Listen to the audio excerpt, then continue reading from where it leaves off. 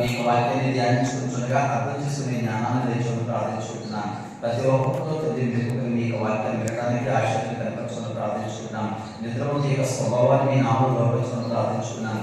మీకు ఆత్మకార్యం మీరే జరిగించి మీకు మహిమ కలగడానికి మాకు మేలు కలగడానికి చూపించుకోవడం ప్రార్థించుకున్నాను. మీ యొక్క వాక్యాన్ని మీ కాకుండా నాతో మాతో మీరు మాట్లాడాలని ప్రార్థించుకున్నాను. మాకు కావాల్సిన సంగతులు ఏవైతే నాకు అవసరమైనవో ఆయా సంగతులను మీరు బయటపరచుకుని ప్రార్థించుకుంటున్నాను. మీ యొక్క వాక్యం ద్వారా మమ్మల్ని బలపరిచి స్థిరపరచుకుని ప్రార్థించుకుంటున్నాను. మీ మాట నుంచి మీ మాట విశ్వాసం కలిగి మీ మాట ప్రకారంగా జీవించేటువంటి జీవితాన్ని ప్రతి ఒక్కరికైనా మాకు నిత్యం కలిగించి మీ నామం మహిమ తెచ్చుకుని కనిపించుకోమని యేసు శ్రేష్టమైన నామమున అడుగుచున్నాము తండ్రి. హల్లెలూయా హల్లెలూయా అందరూ చెప్పండి హల్లెలూయా. ఈరోజు నేను చెప్పేది వాక్యం ఏంటంటే కనుక దేవుడు మాట్లాడుతున్నాడు ఏమిటి కనుక నీవు ఈ పండు తిను తినమన్నా నిశ్చయంగా చేస్తావు అన్నాడు. అపవాదం అంటుంది మీరు చావనే చావు అని అంటుంది. దేవుడు అంటున్నాడు తింటే చేస్తావు అంతే ఆజ్ఞ చేశాడు.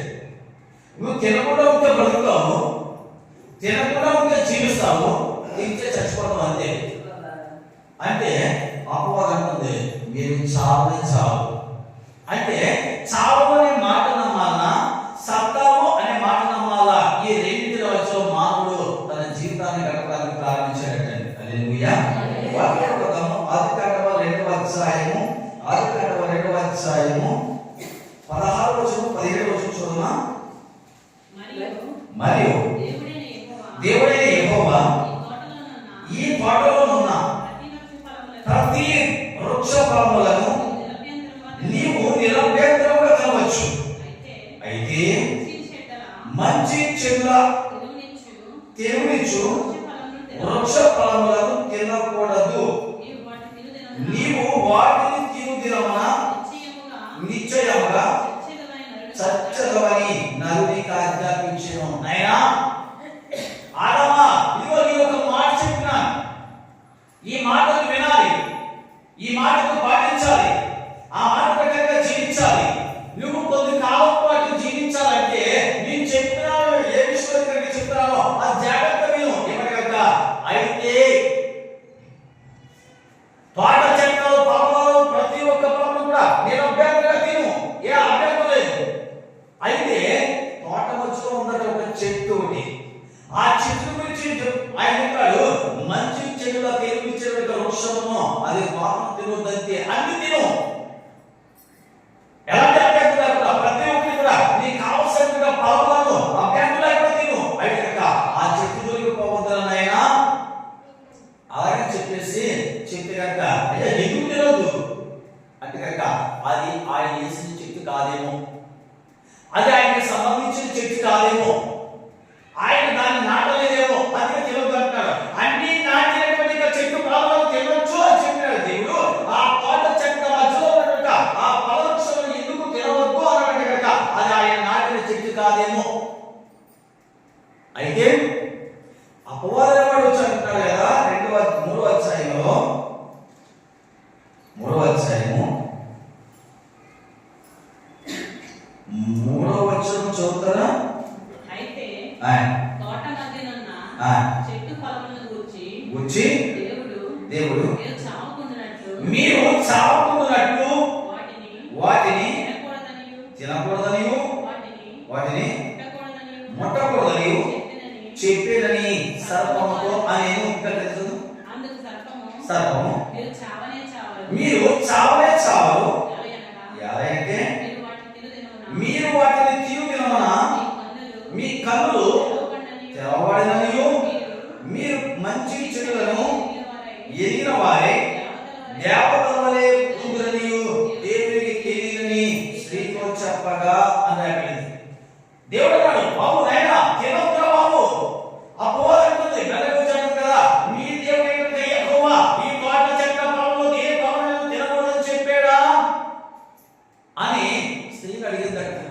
అప్పుడు ఆ స్త్రీ అంటుంది, తోట మధ్యలో ఉన్నటువంటి మంచి చెడులా తెలివి వివరించిన వృక్షమును తినకూడదనియు దాన్ని ముట్టకూడదనియు చెప్పాడు అని చెప్పిందట. చెప్పులకి అప్పుడు సర్పం అంటున్న ఒక ప్రశ్న ఏమంటే కనుక, మీరు తిను తినమన మీరు చావనంతే, మరి ఎందుకు తిరుగుతున్నాడు దేవుడు? ఎందుకు తినమంటుంది అపవాది? దేవుడి మాట పాటించాలో అపవాది మాట పాటించాలో అర్థం కాని పరిస్థితిలో వారి మధ్యలో ఉండిపోయారట. దేవుడి మాట వినాలో సర్పం యొక్క మాట వినాలో అర్థం కాకుండా వారి మధ్యలో ఉండిపోతే కనుక అనుకుంటుంది ఎవరు కనుక దేవుడు నాకు చెప్పాడు నేను తిన్నాను, ఆదాము అట్లా ఉండిపోయాడు. కానీ అప్పుడు ఏం చేస్తుంది కనుక ఆ చెట్టుని చూసి కనుక అది కన్నులకు అందంగా కనపడదు, చూపునకు రమ్యంగా కనపడదట. ఇది ఆహారం ఉపయోగపడేటట్టుగా కనపడుతుంది, ఆహారానికి మంచిగా కనపడేలా ఉంది. అలాగే చెప్పేసి మెల్లగా ఆ సర్పం ఆ దగ్గరకు చెడుతుంది. ఈ తోట చెత్త పొలంలో ప్రతి దాన్ని కూడా తినవచ్చని చెప్పేది దేవుడు. ఆ మధ్యలో ఒక చెట్టుని ఎందుకు తిరుగుతున్నాడు అని అడిగితే కనుక మీ కన్నులు తెరబడతాయి, మీరు దేవతల్లాగా అయిపోతారు అందుకే తిరుగుతున్నారు. మీరు దేవతల్లాగా అయిపోవడం దేవునికి ఇష్టం లేదు. మీరు ఎల్లప్పుడూ కూడా మీ కన్నులు తెరబడటం ఆయనకి ఇష్టం లేక మీరు గుడ్డివాడిగానే జీవించాలనేది ఆయనకి కావచ్చు. కాబట్టి ఒక్కసారి ఆ మాట వినండి, ఏమిటి కనుక మీరు తినండి అని ఆ పండు గురించి అపవాది ఆ యొక్క సర్పము ఒక మాట చెప్పేసి వెళ్ళిపోయింది.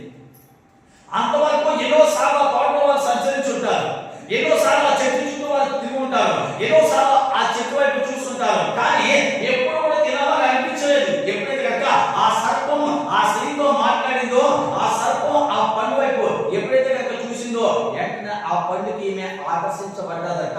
హల్లెలూయా, ఆకర్షించబడ్డది. అప్పుడు అనిపిస్తుంది కనుక ఎంత మంచి పండుగ ఇప్పటివరకు ఎందుకు ముట్టలేదు, నేను ఎంత మంచి పండుగ ఎంతవరకు ఎందుకు తినలేకపోతే తెలిసాను, ఎంత అందమైన ఈ పండుగ తినకుండా ఎందుకు మానేశాను అనే ఆలోచన ఆ మనిషిలో అంటే అవ్వలో స్టార్ట్ అయిందట. అంటే ఆ చెట్టు ఎవరిదంటే కనుక దానిది కాబట్టి, సర్పాన్ని కాబట్టి, సర్పముకి సంబంధించిన ఆ ఫలాల గురించి అది ఆ చెట్టు గురించి ఆ సర్పమే పరిచయం చేస్తున్న వాళ్ళకి తినండి ఒకసారి. అది కూడా అన్ని తిన్నా మీరు అది కూడా తిని చూడండి ఒకసారి అంటే అప్పుడు ఏమన్నా కనుక మీ కన్నులు తెరవబడతాయి అంతే. అంటే అప్పటివరకు వాళ్ళ కళ్ళు మూసిపోయాయి కదా, అంతవరకు వాళ్ళ కళ్ళు మూసిపోయాయి కదా అని అడిగితే కనుక వాళ్ళ ఆత్మీయ మనోనేత్రాలు తెరవబడ్డాయి, కానీ వాళ్ళ శారీరక కన్నులు మాత్రము వారికి అర్థం కాదు. ఏమంటే కనుక మేము దిగంబరులమనే సంగతి వారికి తెలియదు, మేము దిగంబరంగా ఉన్నాం కాబట్టి మేము ఎలా ఉన్నామనేటువంటి విషయం వారికి తెలియకుండా వారు జీవించడానికి ప్రారంభించారు. ఎప్పుడు కనుక ఆ ఫలమును తిన్నారో వెంటనే వారి కళ్ళు తెరవబడ్డాయి. అంటే ఎహలోక సంబంధమైన కన్నులు వారికి తెరవబడడానికి ప్రారంభించి అప్పుడు అనుకుంటారు, అయ్యో ఎందుకే దేవుడు తినమని చెప్పాడు, అయ్యో ఎందుకే సాతాను తినమని చెప్పింది అని ఆ తర్వాత వారు గ్రహించడానికి ప్రారంభించారట. హల్లెలూయా. అంటే ఆ వారు చేసిన పని కనుక వీరు ఎలా కాలం కూడా ఈ జీవోత్సవాలు తినాలి, వారు ఎల్లప్పుడూ కూడా జీవించాలి, వారు పరిశుద్ధిగా ఉండాలి, యథార్థమైన వ్యక్తిగా ఉండాలి, నాతో సైనికులుగా జీవిస్తూ నాతో సావాసం చేస్తూ నాకు సమీపంగా వారు ఉంటూ నాకు దగ్గరగా ఉంటూ నాతో అనుబంధం కలిగి జీవించాలనేటువంటిది దేవునికి కావచ్చు. అయితే ఆ పండు ద్వారా దేవుని యొక్క సావాసాన్ని కోల్పోవడానికి ప్రారంభించారు అవ్వ ఆదాము. హల్లెలూయా. ఆ పండు తినడం వలన దేవుని యొక్క సావాసం వచ్చి వారిని లాగేసింది అపవాది సాతానుడు. దేవునికి అనుగుణంగా జీవించడానికి ఆ జీవితాన్ని నాశనం చేసుకుంటూ వెళ్ళిపోయింది అపవాది సాతానుడు. అనగా దేవునితో వారికి దేవునికి వారికి ఉన్నటువంటి అనుబంధము ఎప్పుడు తెగిపోయిందో అని అడిగితే కనుక పండు తిన్న తర్వాత వారికి దేవునికి ఉన్న కనెక్షన్ తెగిపోయిందండి. హల్లెలూయా. అప్పుడు అడుగుతున్నాడు, ఆదామా ఆదామా, ఆదాము పలకడలే, ఎక్కడ ఆదామా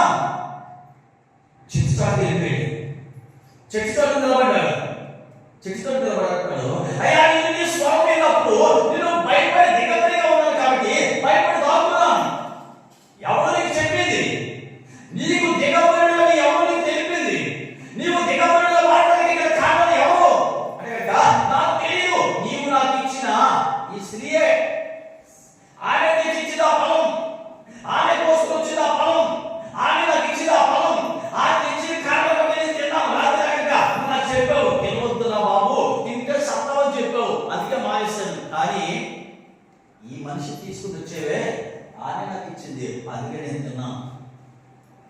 దేవుడు అడుగుతాడు, ఏ అవునా? నాకు తెలియదు,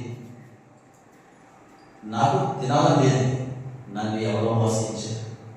ఎవరో నాకు ఈ వ్యక్తి ఒక కొత్త వ్యక్తి వచ్చాడు, ఎవరో కొత్త వ్యక్తి వచ్చి ఆ పని గురించి పరిచయం చేశాడు. ఎవరో నాకు ఈ వ్యక్తి వచ్చి ఆ పని గురించి నాకు ఎక్స్ప్లెయిన్ చేసిన దగ్గర నుంచి ఆ పండు తినాలని కనుక ఆకర్షణ నాకు కలిగింది, ఆకర్షణ కలిగింది, తినాలనిపించింది. ఆ మాయమాటలో పడిపోయాను, ఆ మోసపు మాటలు లాగేశాను, మోసపు మాటల్లో నేను మునిగిపోయాను. అందుకే ఆ ఫలాన్ని తినాలని వాంఛ అలాంటి కోరిక కలిగింది. అవునా? మోసపోయింది అవ్వ, మోసగించింది ఆదాముని. హల్లెలూయా. అంటే నాడే కాదు, నీవు కూడా ఎక్కువ శాతం ఎవరు మోసపోతారంటే కనుక స్త్రీలా మోసపోతారు. అందుకే నేను చూసిన వరకు, నేను గ్రహించినంత వరకు కూడా ఏంటంటే కనుక మగాళ్ళు పొలంలోకి వెళ్ళిపోతారు. ఆ మధ్యాహ్న కాల సమయంలో 11 గంటలకు 12 గంటలకు ఒక ఆమె వస్తుంది. సోది చెప్తా అనుకుంటా. ఆ పోయి ఆమెను పిలుచుకొని ఆమె చెప్తుంది, నేను చెప్పేదంతా సోదే, అంటే ఏమి నిజం లేదు, నేను ఓన్లీ సోది చెప్తాను అంతే. అంటే ఆమె నిజం ఒప్పేసుకుంటుంది. కానీ ఈ మనిషి పని చేయక ఏం చేస్తున్నా కనుక ఆ సోది ఏదో నాకు చెప్పు అని పిలుచుకుంటుంది. అప్పుడు చెప్తుంది, ఉన్నాయి 2 లేని 4 కలిపి 6 చెప్తుంది. ఇంక ఈ మనిషి 1 7. అప్పుడు ఫైనల్ పోత అంటుంది, 1000 పోతా. అంటే ఆ మాటలో పడిపోతుంది. అంతే. ఎందుకు అంటే కనుక ఆదాము నమ్మలే, సర్పం యొక్క మాట ఆదాము నమ్మలే. కానీ ఆ అవ్వ అనేటువంటి ఆ స్త్రీ ఆ మోసపు మాటలు నమ్మి మోసపోయింది, మోసగించింది. ఆమె మోసపోయింది, ఆ మాటలు నమ్మింది, ఆ మాటలకు నమ్మకం కలిగి జీవించింది. ఏమయ్యా, ఈ పొలం కూడా నువ్వు తీసుకోవచ్చు కదా అంటే తినకపోతే ఆమెతో బాధ, తింటే దేవుడితో బాధ. 2 బాధల్లో దేవుడు కూడా తినకపోతే ఈ విమానం అనుకుంటాదేమో, కానీ దేవుడికైనా ఎదురు చెబుతాం లేదు, దేవుడైనా క్షమాపణ అడుగుతున్నాం. కానీ పక్కన ఉందా ఇవి తినకపోతే కానీ ఏం పిల్లలు అక్కడి నుంచి ఆమె పోనీ బాగాలేదు అని చెప్పేసి ఇచ్చిన పండు తీసుకొని తినడానికి ప్రారంభించాడట. తిన్నావు నేను నీకు ఆజ్ఞాపించిన మాట ఏది, నీకు చెప్పిన పని ఏంటి, నువ్వేం చేస్తావు అని చెప్పేసి ఆదామును పిలిచాడు దేవుడు. వెంటనే వారి ద్వారా ఆ ఫలం ఎప్పుడైతే తిన్నారో వారి ద్వారా ఆ ఫలం తర్వాత పాపం వాళ్ళ ద్వారా ఈ లోకంలోకి ప్రవేశించిందట. హల్లెలూయా. వారు దేవుని మాట విన్నంత కాలం పాపం లేదు, దేవుని మాట ప్రకారంగా జీవించినంత కాలం కూడా ఏ పాపం వారిని అంటలేదు, దేవుని మాట ప్రకారంగా వారు నడుస్తున్నంత కాలం కూడా ఏ పాపం వారి జోలికి రాలేదు. కానీ దేవుని మాట వినవలసినట్టుగా అవ్వ ఆదాము దేవుని మాట వినకుండా ఎప్పుడైతే సర్పం యొక్క మాట విన్నారో, సర్పం యొక్క మాట నమ్మారో, సర్పం యొక్క మాట ప్రకారంగా జీవించారో, వెంటనే ఆ మాటల ద్వారా పాపము వారి ద్వారా ఈ లోకంలోకి ప్రవేశించడానికి మొదలు పెట్టేదట. హల్లెలూయా. పాపం రావడానికి ప్రారంభించింది. అప్పటికి భూమి మీద పాపం అనేది లేదు, అప్పటికి భూమి మీద పాపం అంటే ఏమి తెలియదు. అప్పుడు ఈ భూమి అంతా కూడా పాపంతో నింపబడడానికి ప్రారంభించిందట. హల్లెలూయా. అందుకే భక్తుడైన పౌలు గారు రోమ సంఘానికి రాస్తూ ఒక మాట అంటాడు, చదువుతామా? రోమీయులకు రాసిన పత్రిక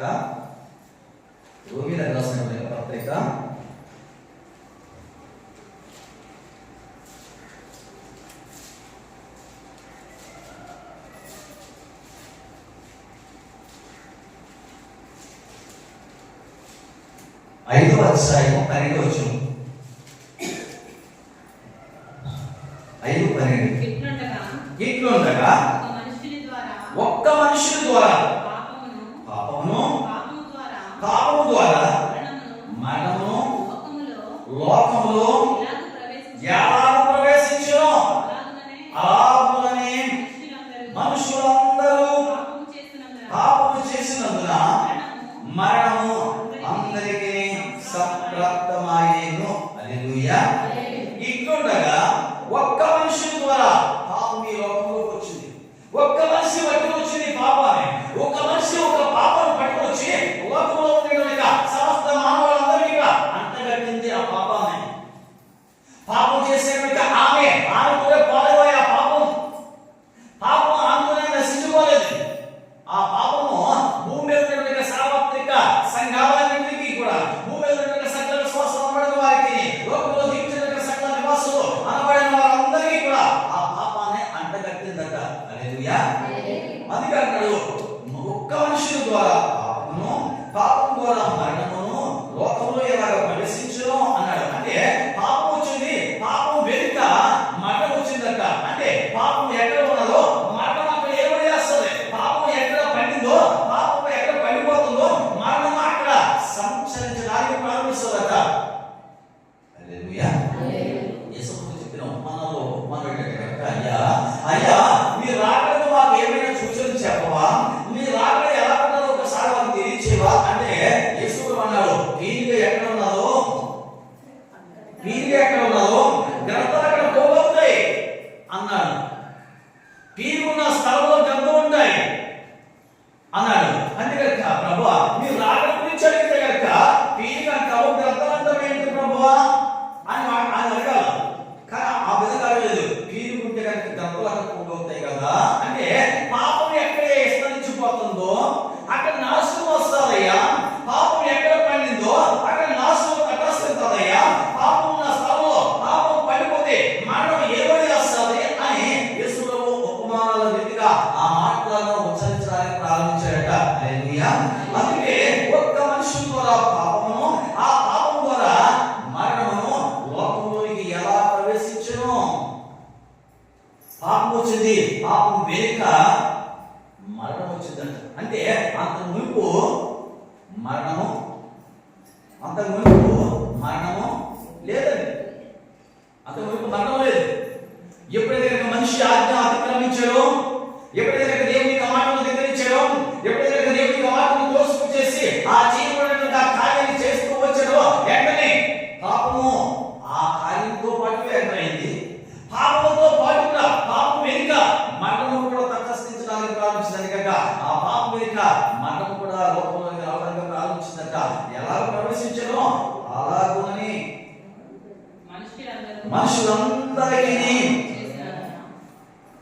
మనుషులందరూ పాపం చేసినందున మరణము అందరికీ సంప్రాప్తమాయేను అన్నాడు. అంటే కనుక ఒక్క మనిషి తీసుకుని వచ్చేట ఆ పాపము అందరికీ అందగలిపింది. అంటే కనుక ఈ రోజున నేను నీతిమంతులను చెప్పడానికి ఎవరికి కూడా సాయిస్ లేదు. నీతిమంతురాలను అని చెప్పడానికి ఎవరికి కూడా అవకాశం లేదు. అంటే కనుక ఆ అవమ్మ అంటగట్టినటువంటి ఆ పాపాన్ని నేను ఒక మాట చెప్తాను. ఎవరి కనుక ఈ యొక్క మరణము ఎలాంటి వ్యక్తులైనా, ఎంత బలవంతులైనా, ఎంత జ్ఞానైనా, ఎలాంటి యొక్క మంచి వ్యక్తి అయినా, ఎలాంటి చెడు వ్యక్తి అయినా ఇప్పుడు ఈ పాపం అనేటువంటిది ఏం చేస్తుంది కనుక ప్రతి వ్యక్తిని కూడా టచ్ చేయడానికి ప్రారంభిస్తుంది. ప్రతి వ్యక్తిలో అవుతుంది, ప్రతి వ్యక్తిని కూడా పట్టుకుంటుంది. ఎంత పరిశుద్ధంగా జీవించడానికి వ్యక్తినైనా కదా ఆ పాపం యొక్క తన వస్తువు చేసుకోవడానికి ప్రారంభిస్తుంది. అంటే ప్రతి వ్యక్తి కూడా పాపానికి బానిస అవుతున్నాడు.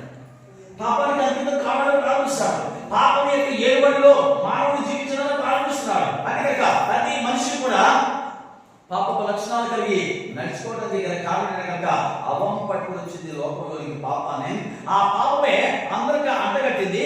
నాటి నుండి అనగా ఇంచుమించుగా 6000 సంవత్సరాల కిందటి నుంచి మొదలుకొని 6000 సంవత్సరాల కిందటి నుంచి ఇప్పటి వరకు కూడా ఆ లోకంలోకి తెచ్చినట్టుగా ఆ పాపము ప్రస్తుతానికి భూమి మీద సంచరిస్తూనే ఉన్నదండి. హల్లెలూయా. ఆ పాపము ప్రతి ఒక్క వ్యక్తిని కూడా ఎరుబడి చేయడానికి ప్రారంభిస్తుంది. ఆ పాపం ప్రతి వ్యక్తి కూడా పట్టుకొని మరణానికి అప్పగించడానికి పాపము విజృంభించడానికి ప్రారంభిస్తుందండి. హల్లెలూయా. అందుకే ఏమంటుంది కనుక ఎలాంటి యొక్క భక్తి పరులైనా కదా ఈ పాపం ఏం చేస్తుంది కనుక తరిమి పట్టుకొని మరణానికి అప్పగించడానికి పాపం వదిలేస్తుంది. హల్లెలూయా. ఒక వ్యక్తి గురించి గురించి మీతో చెప్తాను. ఏమిటి కనుక మంచి భక్తి కలిగిన వ్యక్తి సంసోను, మంచి ప్రార్థనపరుడు, ఆత్మ పరిపూర్ణత కలిగిన వాడు, ఆత్మలో తీవ్రత కలిగిన వ్యక్తి, భయభక్తులు కలిగిన వ్యక్తి, యెహోవా యొక్క ఆత్మను కలిగిన వ్యక్తి. అయితే ఒక రోజు అంటాడు, యెహోవా తల్లి చెప్తుంది, నైనా నైనా ఇదిగో మన ఇశ్రాయేలు ప్రజలు అనేక మంది ఉన్నారు, బానిసత్వంలో ఉన్నారు, వాళ్ళందరికీ అండగా ఉండాలి, వారికి తోడుగా ఉండాలి, వారిని విడిపించాలి, వారికి సహాయం చేయాలి. నైనా ఎక్కడికైనా సంచరించు, కానీ అదిగో కనిపించేవాడిగా ఆ కెమెరాతో పట్టడానికి పోవద్దురా బాబు అని వాళ్ళ తల్లి చెప్పింది. వాడు అనుకుంటాడు, ఏంటి నా మాట చెప్తుంది, అంతా ఎలమంటుంది, అంతా ఎలమంటుంది, ఎక్కడికైనా ఎలమంటుంది, కానీ ఓన్లీ ఒక తిమ్రాత పట్టణానికి వెళ్ళొద్దంటుంది. ఎందుకు వెళ్ళొద్దంటుందో అసలు వెళ్ళొద్దాం అనుకుంటున్నాడు. వెళ్ళొద్దాం, తిమ్రాత పట్టణానికి వెళ్ళేవాడు తెలంగాణ ఉన్నాడు రా బాబు, వెళ్ళొద్దు అంటుంది వాళ్ళమ్మ. తెలంగాణ రాకపోతే ఎక్కడ ఉందాం మరి, ఈరోజు తెలుసు చూద్దాం అని చెప్పేసి బయలుదేరాడు. కుదిరి వచ్చాడా అంటే కనుక రాలేదు, కుదిరిగా రాలేదు. ఎవరినో చూశాడు, అబ్బాయి చాలా బాగుంది అబ్బా అనుకున్నాడు, మనసులో పెట్టుకున్నాడు. వెళ్ళి వచ్చేసాడు, రే బాబు ఎక్కడికి వెళ్ళావా? అమ్మా తిన్నాను పట్టణంకి వెళ్ళాను. ఎందుకు వెళ్ళావా? వెళ్తున్నా కదా, అసలు ఎందుకు వెళ్ళొద్దో ఎల్లు చూసొద్దామని చెప్పేసి వెళ్ళాను అని వెళ్ళాడు. వచ్చేసావు కదా, అయితే ఒకటి కోరుకుంటుందమ్మా. ఏంట్రా? అక్కడ ఒక దాన్ని చూసాను, దాన్ని నాకు పెళ్లి చేయాలి. అందుకే వెళ్ళొద్దన్నాను, అందుకే ఆ పట్టు వైపు వెళ్ళొద్దన్నాను, కాబట్టి ఎందుకు వెళ్ళావురా? లేదు లేదు లేదు, అక్కడ ఒక చిన్నదాన్ని చూశాను, దాన్ని నేను పెళ్ళాడతాను అంటున్నాడు. ఓకే అయిపోయింది అంత పోటీ అంటే కనుక గెలిలా చూశాడు, చాలా ఆనందంగా అనుకున్నాడు. అప్పుడు అన్నాడు, ఏం లేదు గెలిలా చేయించుకుంటే చేయించుకో. దీనిలాకి తన శరీరం ఆపి చేశాడు.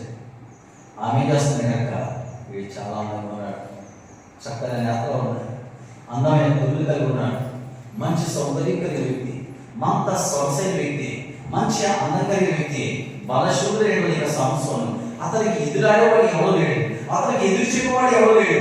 అలాంటి యొక్క బలవంతుడైన యొక్క యెహోవా యొక్క ఆత్మ కలిగిన యొక్క సంసోను ఒక్క క్షణంలో ఒకే దెబ్బకి గాడిద యొక్క ఎముక తీసుకుని 1000 మందిని ఒకేసారి హతమార్చగలిగిన ఒక మహాబలశూరుడు సంసోను. అలాంటి యొక్క బలవంతుడిని ఒక బలహీనమైన వ్యక్తి తీసేసిందట. తీసేసింది ఎంతవరకు నడితే కనుక, ఎంతవరకు నడితే కనుక, ఏమయ్యా ఫిలిష్తీయుల సర్దారులారా, ఇదిగో నా దగ్గరికి వచ్చే వ్యక్తిని మీకు అప్పగించేస్తాను, నా దగ్గరికి వచ్చే వ్యక్తిని మీకు అప్పగించేస్తాను, మీరు మాకు ఏమిస్తారు అని అడుగుతుంది. అంటే ఇంత బలవంతుని ఏం చేస్తుందంటే కనుక లంచం కమ్మేస్తుంది. అంటే చెప్పే 25 నాణ్యాలు ఇస్తాము, వాడిని మాకు ఇచ్చేసేయని చెప్పేసి 25 నాణ్యాలు తీసుకుంది. అప్పుడు అడుగుతుంది, ఏమయ్యా నీ దేవుడు నాకు తెలియదు, ఏ గోత్రికులో నాకు తెలియదు, నీ వంశీయులో నాకు తెలియదు, నీ పట్టణంలో నాకు తెలియదు, నువ్వు ఏ ప్రాంతానికి సంబంధించుకోవడం నాకు తెలియదు, కానీ నేను అని ఏమీ ఆడకుండా నా ఇంట తెచ్చుకున్నాను, కానీ నీ బలమైన ఒకసారి చెప్పవా అని అడిగాడు. అప్పుడు అడుగుతున్నాడు, జనపనాలు తీసుకొని నా పేరుని గట్టిగా ముగిచేస్తే నా బలం తగ్గిపోతుంది అన్నాడు. అప్పుడు అనుకున్నాడు, స్నానం చేయించింది, త్వరగా పడుకోబెట్టుకుంది, లాభం చేసింది. ఫిలిష్తీయ సర్దారులారా రండి, మీ సత్వయుడు సంవత్సరం దొరికడు రండి పిలిచింది. ఒకేసారి వచ్చి అతని మీద పడ్డ సంవత్సరం పైన పడితే కనుక వెంటనే పైకి లేచాడు. ఒక్కసారి తన జిట్టు జన్మిస్తే కనుక అనేక వచ్చిన వాళ్ళందరూ కూడా చచ్చారంతే, చనిపోయారు. అప్పుడు అంటుందామె, నువ్వెవరో నాకు తెలియకుండా చేర్చుకున్నందుకు నాకు అబద్ధం చెప్పేవే. లేదు ఇప్పుడైనా చెప్పు, నా వేలును బంధించేస్తే నా బలం తగ్గిపోతుంది. అవునా? నిజమా? నిజం. నా ఏలు బంధించేస్తే నా బలం తగ్గిపోతుంది. స్నానం చేయించింది, మళ్ళా పడుకు పెట్టుకుందో లాభం చేస్తుంది. ఫిలిష్తీయ సర్దారులారా రండి, మీ శత్రువు దొరికాడు. ఇప్పుడు మళ్ళా వచ్చి అటక్క మీద పడ్డారు. మళ్ళా లేచాడు, ఒక్కసారి జుట్టు విజృంభించాడు, మళ్ళా చచ్చిపోయారు అందరూ కూడా. అంటే అతను బలం ఎక్కడ ఉందంటే అప్పుడు జుట్టులో ఉంటుంది. కానీ నిజం చెప్పేస్తే ఇంకా ఆమె నిజం చెప్పకూడదు, నిజం చెప్పకూడదు. ఆమె ఉండదు. ఏ పంపేదంటే చెప్పదంటే ఆ పంప ఏం చెప్పేస్తారు, ఏ మాట చెప్పదంటే ఆ మాట చెప్పేస్తారు. అందుకే ఈ మనిషి ఏం చేస్తుందంటే కనుక, ఈ మనిషికి నిజం చెప్పాడు కదా ప్రాణానికి ఏర్పడ బాబు అని చెప్పేసి 2 సార్లు మార్గం పెట్టాడు. అప్పుడు 3 సార్లు నిజం చెప్పు అంటే కనుక అప్పుడు అంటాడు, తెలియదా ఇక నన్ను బ్రతికినిచ్చినా నీదే బాధ్యత, నన్ను చంపేసినా నీదే బాధ్యత, నిజం చెప్పేస్తున్నాను. ఏం చెప్పు? నా కళ్ళలో ఉంది నా బలం, నా కళ్ళలో ఉంది నా బలం. 7 సార్లు నా జుట్టు కట్ చేస్తే నా బలం తగ్గిపోతుంది, నేను ఓన్లీ నార్మల్ వ్యక్తి మారిపోతున్నా. అవునా చెప్పేస్తాడు. లాభం చేస్తుంది, 7 జడలు కత్తి పెట్టింది, బలం తగ్గిపోయింది, పిలిచింది అంటే కనుక అప్పుడు అడుగుతాడు. తల వేసి తల ఇట్లా అంటున్నాడు, కానీ తల బలహీనుడైపోయాడు. ఫిలిష్తీయ సర్దారులందరూ కూడా మీద పడ్డారు. వెంటనే అతను ఎక్కడికి పారిపోకుండా అతను కన్నులు పెరికేశారు. ఎక్కడికి పోవడానికి వీలు కట్టలేదు. అయ్యో నేను గుడ్డివాడిగా అయిపోయానే, నా కన్నులు పెరికేసే, నేను ఎండిపోవాలి దిక్కుపోవాల్సిన పరిస్థితి అయిపోయింది. సాంసన్, నువ్వు గుడ్డివాడు అవ్వడానికి కారణం నువ్వు తీసుకున్నాడు తెలీదా? నువ్వు చేసినట్టుగా పాపమే, నీ పాపమే నీ కన్నులు పెరికేసింది సాంసన్. నీ పాపమే ఆ తెలంగాణ చేసేసింది సాంసన్. నీ పాపమే నేను గాలు తిరిగేలా చేసింది సాంసన్. నీ పాపమే నీ మరణానికి కారణం సాంసన్. అలాగే చెప్పేసి ఈ మధ్యాహ్న కాల సమయాన మీకు మనం చేసుకుంటున్నాను. హల్లెలూయా, హల్లెలూయా. ఏమైతే భక్తి, ఏమైతే ప్రార్థన, ఏమైతే యెహోవా భయభక్తులు కలిగించారో ఆ భక్తంతా ఏమైపోయింది? నాశనానికి గురి కావడానికి ప్రారంభించాడు. అందుకనుక అయ్యో నేను యెహోవా భయభక్తులు కలవడం కదా, యెహోవా యొక్క ఆత్మను పొందుకున్నవాడు కదా, ఆయన పాదాలను ప్రార్థించేవాడు కదా, అన్నిటిలో కూడా ఆయన జయించేవాడు కదా. అలాంటి యొక్క భక్తిని పూర్తిగా పతనం చేసి తన బలాన్ని ఒక పనికిరాని వేసికి అప్పగించి బలహీనుడిగా మార్చబడ్డాడు. జీవితం పతనం అయిపోయింది, జీవితం నాశనం కావడానికి ప్రారంభించింది. అప్పుడు అంటాడు, ఓ ఎక్కడికి పోలే పరిస్థితి. ఆఖరికి ఒక ఇలాంటి దేవాలయాన్ని కట్టేశారు. అప్పుడు అడుగుతున్నాడు యెహోవా ఒక్కసారి నీ యొక్క బలాన్ని నాకు దయచేయి, ఒక్కసారి బలం నాకు దయచేయి అని అడిగితే కనుక ఫైనల్ లాస్ట్ టైంలో దేవుని యొక్క బలము మళ్ళీ బలముగా దిగి రావడం ప్రారంభించింది. అప్పుడు ఆ గుడినంతా కూడా కుదిపాడు, అందరూ చచ్చారు, అతను కూడా చచ్చిపోయాడు. హల్లెలూయా. కాబట్టి కనుక పాపం ప్రార్థనపడు దగ్గరికి వెళ్ళకూడదు బాబు. ఇతడు దేవుడి మనిషి అనుకున్నదాంటే అనుకోలేదు. ఇతడు యెహోవా యొక్క ఆత్మ పొందుకున్నాడు కాబట్టి ఇతను జోలికి వెళ్ళకూడదు అని అనుకోలేదు పాపం. కాబట్టి ఎవరి దగ్గర భక్తి కలిగిన వ్యక్తిగా ఉంటాడో, ఎవరి దగ్గర ప్రార్థించేటప్పుడు ప్రార్థిస్తాడో, ఎవరి దగ్గర దేవుడికి సమీపంగా జీవిస్తాడో, ఎవరి దగ్గర దేవుడితో సావాసం చేస్తారో, ఎవరి దగ్గర ప్రభు యొక్క పాదం దగ్గర నమ్మకంగా జీవించాలని ప్రారంభిస్తారో అలాంటి యొక్క వ్యక్తిని పడగొట్టడానికి పాపం అలాంటి వ్యక్తిని జోలికి వెళ్ళడానికి ప్రారంభిస్తుంది. పాపం ఆ వ్యక్తిని ఎంటాడుతూనే వస్తుంది. భక్తి పరుడే, ప్రార్థన పరుడే దావీదు మహారాజు. కానీ ఒకసారి దావీదు దగ్గర కూడా ఇది అవుతారు అనుకుని బయలుదేరిందంట పాపం. బయలుదేరి ఆ మీద సంచరిస్తున్నాడు. చూసింది ఎక్కడో కారణం కనపడుతుంది. ఆమె సంవత్సరం అంతా తీసుకుంటున్నాడు. కారణం ఏంటంటే మనకు అవసరం అంటారా అంటే అవసరం లేని కార్యాలను తెచ్చి పెట్టుకున్నాడు అంతే. అయ్యో నేను భక్తి కలిగిన వ్యక్తి కదా, యెహోవా ఎందుకు భక్తి కలిగిన వ్యక్తి కదా, దేవునికి ఇష్టమైన వ్యక్తి కదా, నేను ప్రార్థించే ప్రార్థనపడు కదా. కాబట్టి దేవునికి 7 మార్లు ప్రార్థించేవాడిగా నా జీవితం ఒక పాప వైపు చూస్తే నా భక్తులు పతనమైపోతుంది అనే సంగతి మర్చిపోయి పాపానికి తన జీవితాన్ని అప్పగించినటువంటి వ్యక్తి ఎవరు కనుక దావీదు మహారాజు. హల్లెలూయా. ప్రార్థనపడు ఎంత మానేసిందా పాపం అంటే వెళ్ళింది, ఒక్కసారి తన టచ్ చేసింది, తన భక్తుల నుంచి వెనక పడేసింది. హల్లెలూయా. అందుకే భక్తుడైన యాకోబు అంటాడు, కాబట్టి దేవునికి లోబడి అపవాదిని ఎదిరించుడి, అప్పుడు వాడు మీ యొక్క నుండి. ఎవరి దగ్గర ఎక్కువ ప్రార్థన చేయడం ప్రారంభిస్తామో, ఎవరి దగ్గర దైవ సన్నిధానంలో బైబిల్ ఎక్కువగా తరచుగా చదవడం ప్రారంభిస్తామో, ఎవరైతే దేవునికి నమ్మకంగా జీవించడానికి ప్రారంభిస్తామో, ఎవరైతే దేవునితో సన్నిహితమైన సంబంధం కలిగి జీవిస్తామో, అలాంటి వ్యక్తిని వెంటాడుతూనే వస్తుందట అపవాదైన సాధన. వెంటాడుతూనే వస్తుందట, వెంటాడుతూ వచ్చే ఒక బైబిల్ అనుకుంటుంది కనుక. కాబట్టి దేవునికి లోబడి అపవాదిని ఎదిరించండి అన్నాడు. ఎదిరించండి అన్నాడు అంటే అపవాదిని ఎట్లా ఎదిరించగలమంటారు? అపవాదిని ఎలా ఎదిరించగలమంటారు? అపవాదిని చూస్తే చాలా బలమైన వాడు, చాలా బలశూరుడు, చాలా బలవంతుడు. మనం చూస్తే చిన్నవాళ్ళని. కానీ మరి మనము అపవాదిని జయించగలమంటారా? అందుకే కాదు. కాబట్టి దేవునికి లోబడి ఉండి అపవాదిని ఎదిరించండి అన్నాడు. అంటే ఎదిరించాలి అంటే కనుక వాడికంటే బలవంతులుగా మనం కావాలి, వాడికంటే శక్తివంతులుగా మనం ఉండాలి. వాడికంటే మనం శక్తివంతులుగా ఎప్పుడైతే ఉన్నామో అప్పుడు వాడిని ఢీకొనడానికి ప్రయత్నం చేయగలం, వాడిని ఎదిరించడానికి ప్రయత్నం చేయగలం. అపవాదైనటువంటి సాతానా, అపవాదైనటువంటి సాతానా, ఇదిగో నాతో పెట్టుకుంటే కనుక కుమార్తెలు అయిపోతాం అని మనం డైరెక్ట్ కాగే చెప్పగలం. హల్లెలూయా చెప్తామా? హల్లెలూయా. అపవాదిని ఎదిరించి అప్పుడు వాడు మీ యొద్ద నుండి పారిపోతాడంటే మళ్ళా నాకు కూడా కాదు, పారిపోతాడంట.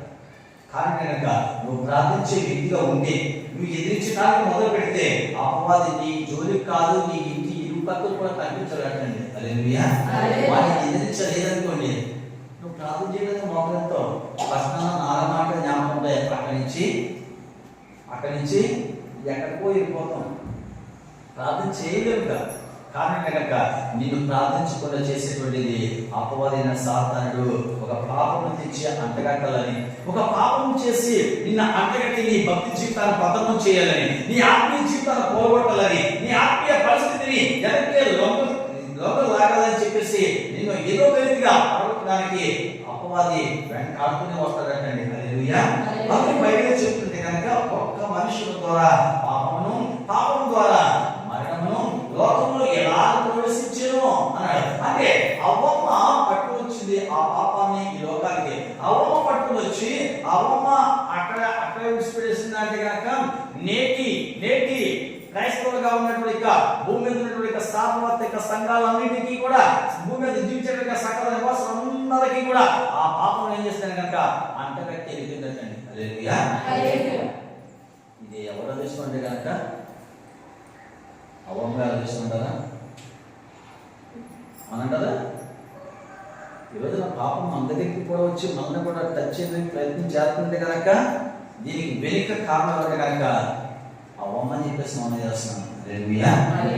అందుకే చెప్తూ అంటాడు కదా ఇదే రోమ పత్రిక 3వ అధ్యాయం 23వ వచనం చూడరా? 3వ అధ్యాయం 23వ వచనం. ఏ భేదము లేదు, అందరూ పాపం చేసి దేవుడు అనుగ్రహించు మహిమను పొందలేకపోతున్నారు అన్నాడు. భక్తులైన పౌలు గారు కొరింథీ సంఘం రోమ సంఘానికి వెళ్తే, రోమ సంఘంలో ఉన్నటువంటి సకల విశ్వాసం ఉన్నబడిన వారందరూ కూడా ఎంత కాలంగా నమ్ముకున్నా కానీ అప్పుడే నమ్ముకున్నా క్రైస్తవులు కనపడుతున్నారట. అప్పుడు అనుకున్నాడు కనుక ఏ భేదం లేదు, అందరూ కూడా పాపం చేసిన వాళ్ళగా కనపడుతున్నారు, అందరూ కూడా పాపంలో జీవించిన వాళ్ళగా కనపడుతున్నారు. ఆత్మీయతలో ఒకరు కూడా కనపడతలేదు, ఆధ్యాత్మికంగా ఎదిగిన ఒకరు కూడా కనపడతలేదు. అందరూ లోకానుసారంగా జీవించిన వాళ్ళగే నాకు కనిపిస్తారు అని చెప్పేసి ఏ భేదం లేదు, అందరూ పాపం చేసి అంటే అందరూ కూడా దేనికి అంకితమైపోయారంట అని అడిగినాక పాపానికి అంకితమైపోయారంట. పాపపు బానిసత్వంలో మగ్గిపోతున్నారు. పాపపు కాడి కింద వాళ్ళు ఉండిపోయారు. పాపం అని ఏలుబడి వస్తుంది, పాపం అనేటువంటి ఏలుబడి కింద ఆ ప్రజలు మగ్గిపోతున్నారు అంటారు. అందుకే ఏ భేదం లేదు. కాబట్టి బాబా పెద్దలు కదా, నేను జోలికి వెళ్ళకూడదు, ఆ దరిద్రుల దగ్గరికి వెళ్దాం అనుకుంటారా? పాపం అంటే కనుక పాపానికి దరిద్రులు అనేది లేదండి, వ్యత్యాసం అనేటువంటిది ఏమీ లేదు, తాపమ్యం అనేటువంటిది ఏమీ లేదు, చిన్న పెద్ద అనేటువంటిది ఏమీ లేదు. అంటే అందరూ పాపం చేసి దేవుడు అనుగ్రహించేటువంటి ఆ మహాకృపను పొందుకునేటువంటి దౌర్భాగ్యమైన స్థితిని నేటి క్రైస్తవులుగా పిలవబడేటువంటి వారు అనుభవించడానికి ప్రారంభిస్తున్నారండి. అప్పుడు అనుకున్నాడు దేవుడు, అయ్యో నేను పుట్టించినప్పుడు ప్రతి మనిషిని, ప్రతి వ్యక్తిని, ప్రతి మానవుని కూడా నేను పరిశుద్ధంగా జన్మించాను, పరిశుద్ధంగా జీవింపజేశాను, నా ఆత్మ వారికి అనుగ్రహించి పరిశుద్ధంగా ఉండటానికి వారికి సాయం చేశాను. కాబట్టి ఎవరైనా పరిశుద్ధంగా కనబడుతున్నారేమో, పరిశుద్ధమైన జీవితం ఎవరైనా జీవిస్తారేమో అని ఆ సర్వోన్నతుడైన దేవుడు ఆయన ఒక్కసారి తేరి చూస్తే కనుక అప్పుడు బయట చెప్తుంది, లోకపత్రిక 3వ అధ్యాయం 11వ వచనం చదువుతారా? నీతిమంతుడు లేడు, ఒక్కడు లేడు, గ్రహించువాడు ఎవడు లేడు, దేవుని వెతుకువాడు లేడు అని 3 పదాలు చెప్పాడు. నీతిమంతుడు లేడట. మరి అందరూ ఏమయ్యారంటారో అంటే కనుక అందరూ పాపానికి బానిస అయిపోయింది, పాపంలోనే జీవిస్తారు, పాపంలోనే బ్రతుకుతున్నారు, పాపంలోనే ఉంటున్నారు, పాపాన్ని అనుభవిస్తున్నారు. అందుకే భక్తులు కీర్తనకారుడు చక్కగా పొమ్మంటాడు. ఇక్కడ 51వ కీర్తనలో 4వ వచనమో 3వ వచనమో చూస్తారా? ఈ మాట పెట్టండి. దావీదు కీర్తన 51వ అధ్యాయంలో పైన నేను పాపంలో పుట్టిన వాడను అని రాయబడుతుంది. 51వ కీర్తన, నేను పాపంలో పుట్టిన వాడను, పాపంలోనే నా తల్లి నన్ను గర్భం ధరించింది, నీవు అంతరంగంలో సత్యము కోరుచున్నావు అంటున్నాడు కీర్తనకారుడు. నేను పాపంలో పుట్టాను అంటే ఆవాదములు కూడా ఆ తినపడినటువంటి పండు తిని ఆ పాపం తెచ్చిపెట్టారు లోకంలో. అంటే ఇప్పుడు లోకమంతా కూడా ఏంటి అని అడిగితే కనుక పాపము అనేటువంటి లోకము, ఈ లోకము పాపలోకముగా మారింది ఈ లోకము. అయితే కీర్తనకారుడు దావీదు మహారాజు గారు అంటున్నారు కదా, నేను పాపంలో పుట్టానయ్యా అంటే పాపంలోనే నా తల్లి నన్ను గర్భం ధరించింది, అంటే గర్భం ధరించింది అంటే కనుక లోకంలో పాపం ఉంది కాబట్టి నేను పాపంలోనే పుట్టాను అని, లోకమైనటువంటి లోకంలో పాపం ఉంది కాబట్టి ఈ పాపంలోనే పుట్టాను, ఈ పాపంలోనే నా తల్లి కూడా నన్ను గర్భం ధరించింది కూడా ఇక్కడే. కానీ పాపము నా తల్లిని గర్భం, నీవు అంతరంగంలో సత్యంలోకి వచ్చున్నావు అంటే దేవుడి కనుక అంతరంగంలో సత్యం ఉన్నది, ఆ సత్యాన్ని గ్రహించాలి, సత్యంలో నిలవాలి, సత్యాన్ని సరిగ్గా జీవించాలి అని చెప్పేసి సత్యం కావాలని కోరుకున్నాడట దేవుడు. కానీ పాపం అంటగట్టి పాపిగా మార్చి పాపానికి అప్పగించి ఈ వ్యక్తిని మరణానికి తీసుకుని వెళ్ళిపోవాలి అని అపవాదైన సాతానుడు పాపాన్ని తెచ్చి మానవుడికి అంతగట్టుకుందట అపవాదైన సాతానుడు. హల్లెలూయా. అందుకే నాడు మొట్టమొదటి అవ్వ ఆదాము అనబడిన వారి దగ్గర నుంచి మొదలుకొని ఇప్పటి వరకు కూడా నేటి క్రైస్తవుడిగా ఈ రోజు అంగీకరించేటువంటిగా క్రైస్తవుడు వరకు కూడా ఈ అపవాదం ఏం చేస్తుంది కనుక మనతోనే వెంటాడుతూ వస్తుంది, మనతోనే ప్రయాణం కూడా చేసుకుంటూ వస్తుంది. అయితే మనం ఎక్కడికి వెళ్తాగా అక్కడికి వెళ్తానికి, మన ఎక్కడికి మన అవుట్ చేయడానికి అపవాదైన వాడు మనతోనే జీవించడానికి మొదలుపెడుతున్నట్టండి. హల్లెలూయా. అందుకే బైబిల్ చెప్తుందంటే కనుక నేను పాపంలో పుట్టాను, పాపంలో నా తల్లి గర్భం ధరించింది, నువ్వు అంతరంగంలో సత్యం కూర్చున్నావు అన్నాడు. అంటే ఈ పాపానికి ప్రాయశ్చిత్తం ఏంటంటారు, పాపానికి పరిహారం ఏంటంటే కనుక, పాపం నుంచి పరిహారించబడాలి కనుక, పాపం నుంచి విముక్తి పొందాలంటే కనుక ఎలాంటి సోపు కనుక పోతుంటారు, ఎలాంటి సోపు కనుక పోతుంటారు? మైసూర్ చాండ్లా, చింతలా సోపురా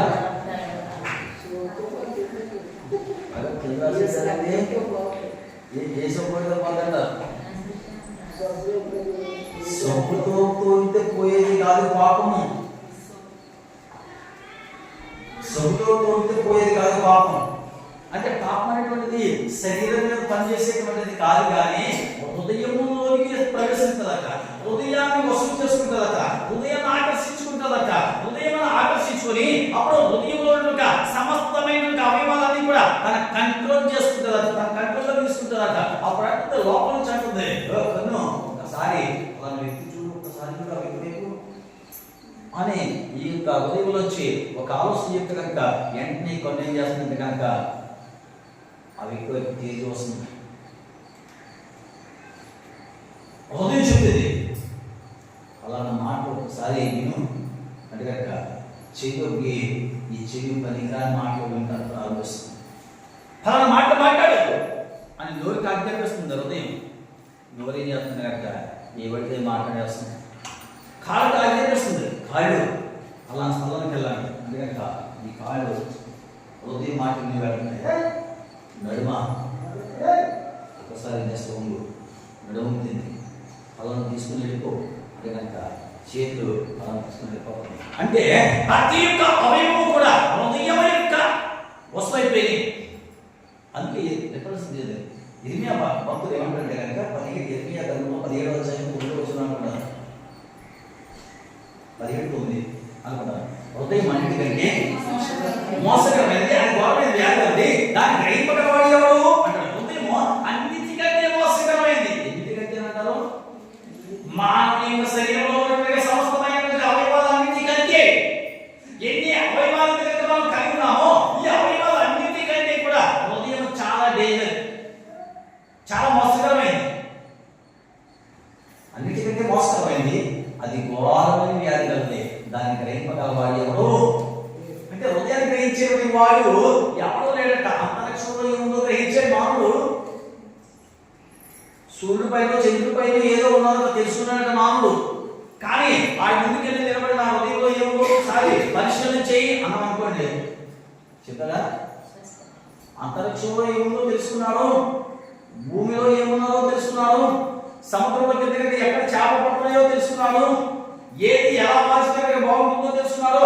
అన్ని తెలుసుకున్నటువంటి మానవుడు అన్నిటిని కూడా పరిశీలన చేయగలిగిన మానవుడు ఒక మనిషి నిలబడితే ఏ భూతంతో చేస్తే కనుక వాడి హృదయంలో ఉన్నటువంటి విషయాలు తేటతెల్లంగా కనపడతాయంటారు. అంటే కనుక ఏ భూతంతో చేసినా కదా వాడి హృదయంలో ఉన్నటువంటి విషయాలు ఎవరికి తెలియబడి ఆ చేసిన వ్యక్తికి దేవునికి తప్ప రెండో వాడికి తెలియదు. అంటే దీన్ని బట్టి చూస్తే కనుక సొలొమోను మంచి పదం అంటాడు, హృదయము అగాధమైన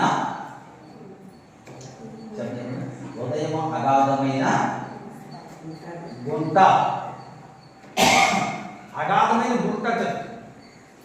ఇది ఎంత అవుతుందో తెలవదు. ఎంతమంది చెప్పిన మాటలైనా సరే ఇదో ఉంది, ఎప్పుడైనా తీయచ్చు. ఎక్కడ ఏ మాట అయినా మర్చిపోతారు కానీ ఈ హృదయంలో పడాలని కూడా మాట పొరపాటు కూడా మర్చిపోలేదు. అందుకు ఇక్కడ నేను చెప్పే మనం మాట్లాడితే కనుక ఏ భేదం లేదు, అందరూ పాపం చేస్తారు. నీతిమంతుడు లేడు, ఒక్కడు కూడా లేడు, ఒక్కడు లేడు. నీతిమంతుడు లేడు, ఒక్కడను లేడు,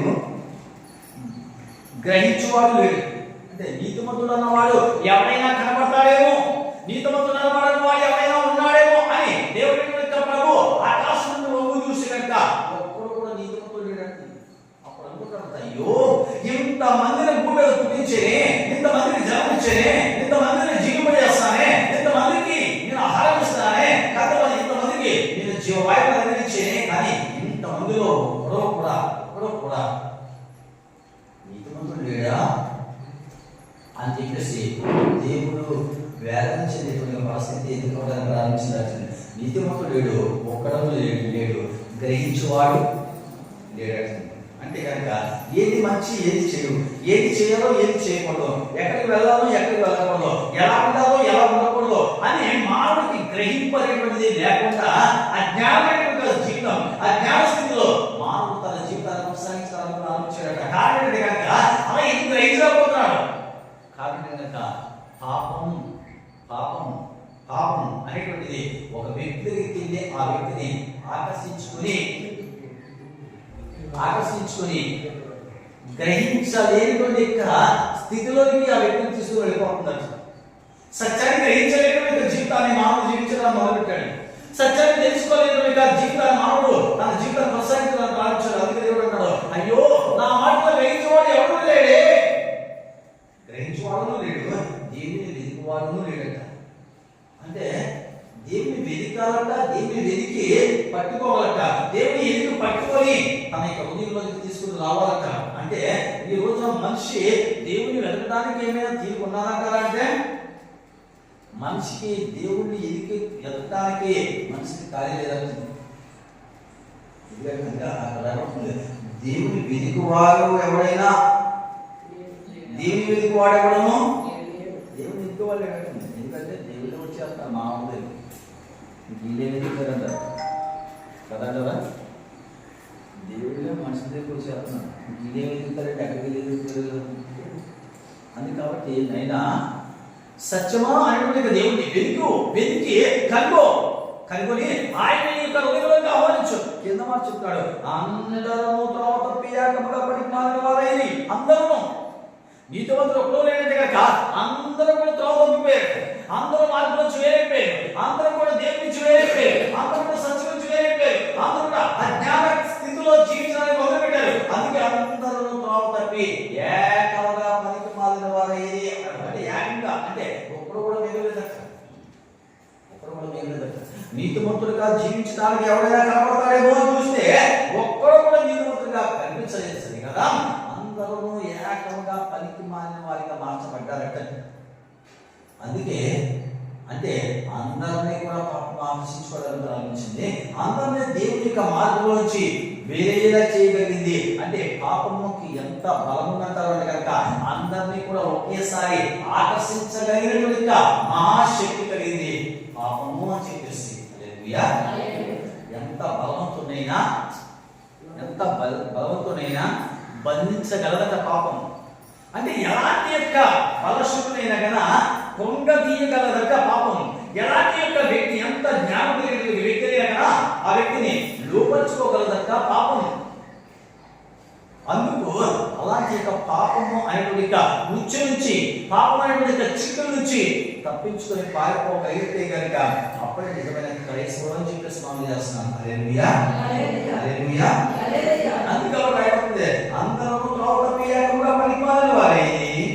మీరు చేయవాడు లేడు, ఒక్కడో లేడు. మేము చేసేవాడు ఎవడో లేడు. ఎవరు దొరికిన కాడికి ఉన్నారు. వీడు దొరికితే వీడిదే, వాడు దొరికితే వాడిదే. అంటే మేలు చేద్దాము, వాడికి ఏదో సహాయం చేద్దాం, వాడికి ఏదో ఉపకారం చేద్దాం అనేటువంటి కాలం వెళ్ళిపోయిందంటే ఆ కాలం వెళ్ళిపోయింది. కానీ వెలిచి వాడు ఎవరో లేడు. అంటే కనుక మరి అందరూ కూడా ఏమయ్యారు? త్రోవ తప్పిపోయారు, పనికి మాలిన వారిగా మారిపోయారు. ఇంకొక మాట చదువుతాను. మీకా గ్రంథము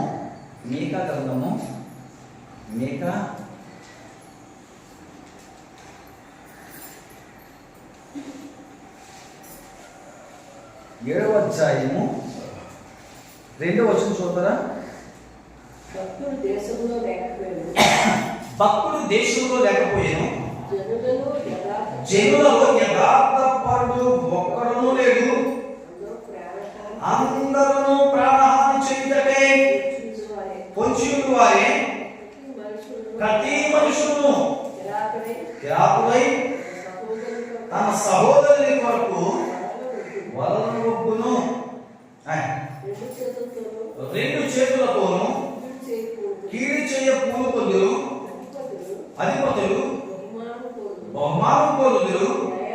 న్యాయాధిపతులు లంచము పుచ్చుకొనును. గొప్పవారు తమ మోసపు కోరికలను తెలియచేతును. అలాగున ఏకపట్టుగా నుండి భక్తుడు దేశంలో లేడట. అంటే భక్తులు దేశంలో లేకపోతే ఈ చేసే ప్రార్థనలు ఏమైపోతున్నాయి, చేసే భక్తులను ఏమైపోతున్నారు, ఇది చేసే భక్తులంతా కూడా ఏమైపోతుంది? భక్తుడు దేశంలో లేడు, యథార్థపరుడు కూడా లేడట. భక్తి చేసేటువంటి వ్యక్తి ఎవరైనా ఉంటాడేమో అని చెప్పేసి దేవుడు వేచి ఉంటే కనుక ఒక్కడు భక్తి అనేది వ్యక్తి కనపడలేదట. అంటే కనుక ఎలాగంటే కనుక భక్తుడు దేశంలో లేడు, జనులలో యథార్థపరుడు ఒక్కడును లేడట. జనులలో నుంచి ప్రజల నుంచి యథార్థంగా జీవించేవాడు ఎవరైనా ఉన్నాడేమో అని చెప్పేసి దేవుడు చూస్తే కనుక యథార్థం కలిగినటువంటి వ్యక్తి ఒక్కొక్కరు కనపడలేదట. మరి అందరూ ఒక్కడు లేడు,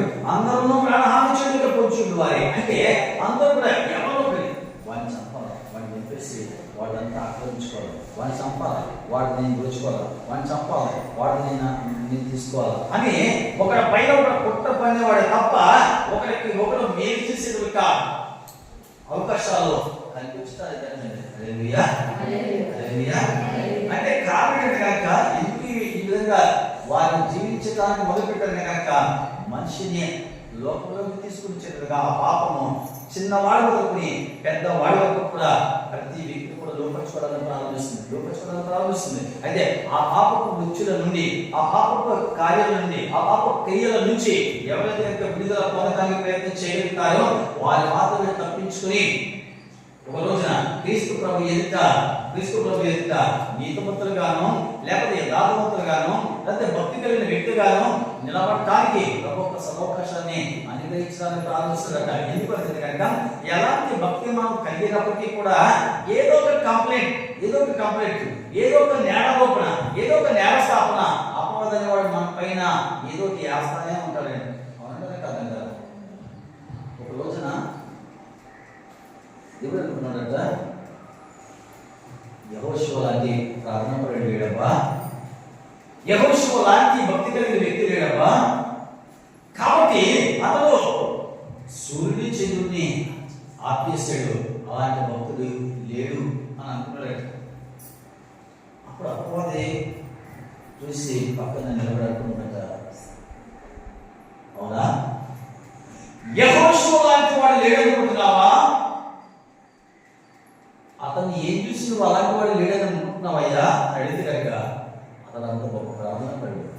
సాతాను నీకు తెలీదా? అతను అగ్ని కొరలో నుండి తీయబడేవాడు, అగ్ని కొరలో నుంచి అతను తీశాను. అలాంటి భక్తి కలిగిన వ్యక్తి లేడు అపవాది అని అపవాది ఎదుట యెహోషువ గురించి దేవుడు సాక్ష్యం చెప్తున్నాడట. హల్లెలూయా. అంత భక్తిపరుడు ఆయన, అంత యథార్థం కలిగిన వ్యక్తి అయినా ఒక విషయం చెప్పమంటావా? అతను వేసుకున్న వస్త్రాలు, అతను మలిన వస్త్రాలు వేసుకున్నాడు. అయితే చూడలేదా ప్రభా నువ్వు? అతను మలిన వస్త్రాలు వేసుకుని నీ ఎదుట నిలబడ్డాడా? అతను వేసుకున్న వస్త్రాలు సరైనవి కావు. అతను వేసుకున్న వస్త్రాలు మలిన వస్త్రాలు ధరించుకొని నీ ఎదుటికి వస్తే అతను భక్తి పడాలంటారు ఏంటయ్యా అని దేవునికి కంప్లైంట్ చెప్తున్నట్టుంది. హల్లెలూయా. ఏం చూపిస్తుంది అంటే కనుక అతనిలో లోపం ఎదగలేదు కానీ, అతనిలో లోపం దొరకలేదు కానీ అతను వేసుకున్న వస్త్రాలు మాత్రము మలిన వస్త్రాలని దేవునికి కంప్లైంట్ చేస్తుందంటే అంత ప్రార్థనాపరుడు అయినటువంటి యెహోషువ మీదే అపవాది అన్ని కంప్లైంట్ ఇస్తే, అలాగే కంప్లైంట్ ఇస్తే మరి మన పైన ఏదో చెప్పండి, మన గురించి కంప్లైంట్ ఎంతదా ఇవ్వదా అపవాది? కోచ్కి ఇంకా అపవాది ఇవ్వాలి కానీ ఆ కార్యం ఉంది అంతే. ఒక్కొక్క మనిషి గురించి ఒక్కొక్క మనిషి దగ్గర సరిపోదు, వాడి కార్యాలయం అంతా కూడా మన గురించి ఇవ్వాలంటే కనుక ఒక మనిషి దగ్గర ఒక రోజు ఉంటేనే కానీ ఆ కంప్లైంట్ పూర్తవు నన్ను అడిగితే. కానీ అపవాది గురించి బయట చెప్తుంది కనుక అపవాది అతను ఎలాంటి వాడు కనుక అతను వస్త్రాలు చూస్తున్నామేమో కానీ అతను ఇక అంతరంగంలో చూస్తున్నాం, అతను ఇక అంతర్యం చూస్తున్నాం, అతను ఉన్నటువంటి యథార్థతను చూస్తున్నాం, అతను ఉన్నటువంటి భక్తిని చూస్తున్నాం అపవాది. కానీ మలిన వస్త్రాలు కావాల్సింది భక్తిలో ఆ యథార్థ హృదయము నాకు కావాలి, అది వస్తున్నాను అని చెప్పేసి. అంటే అపవాది పైనటువంటి రూపాన్ని చూస్తారు, దేవుడు అంతరంగం చూస్తాడు.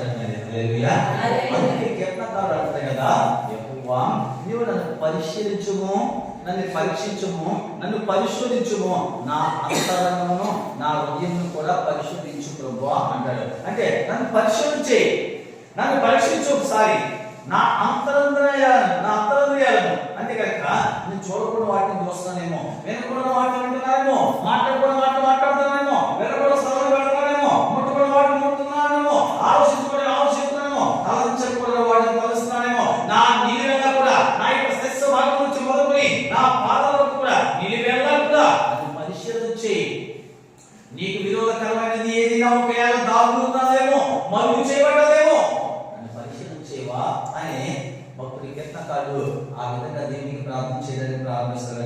హల్లెలూయా. హల్లెలూయా. గమనిక అంటే కనుక ఆ మాట మనం చెప్పగలమంటారా? ఆ మాట ఎక్కడో చూస్తారా? ఇప్పుడు నేను చెప్పిన మాట కీర్తన గ్రంథము